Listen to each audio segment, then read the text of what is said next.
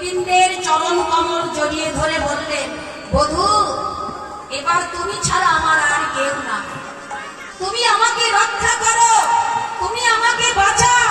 আমার ননদিনী আসছে, আমার স্বামী ভাব আসছে, এখন আমি কোথায় যাব, এখন আমি কি করব, আমার মহাবিপদ, তার সঙ্গে তুমিও বিপদে পড়ে যাবে। ভগবান শ্রীকৃষ্ণ রাধারানীকে অভয় দিয়ে বললেন, রাধে ধৈর্য ধরো, শান্ত হও। ওই যে আয়ান ঘোষ আসছে, আয়ান হলো কালী মায়ের ভক্ত, আয়ান কালী মায়ের ভক্ত জানাবে। তাহলে আমি রূপান্তরিত হলাম, অর্থাৎ রূপ পরিবর্তন করলাম। তরমুণ্ড করে ধরি, দক্ষিণ হস্তে বসি ধরি, বাম পদ পিছনিয়া।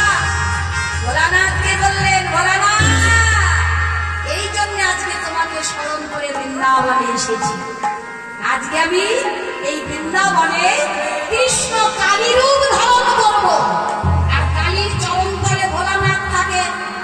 আমি যদি তোমাকে স্মরণ করে ভূমিতে পতিত না নেই, আয়ান ঘোষ বিশ্বাস করবে না, সেই জন্য তোমাকে এনেছি।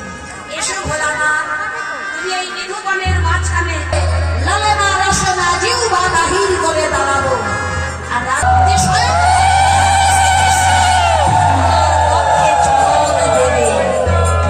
ভোলানাথ আনন্দে ছুটে এসে গোবিন্দের চরণ তলে শয়ন করবে।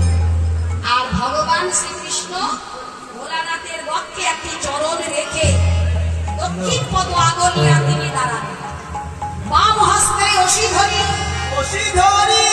বাম হস্তে নরমুণ্ড ধরে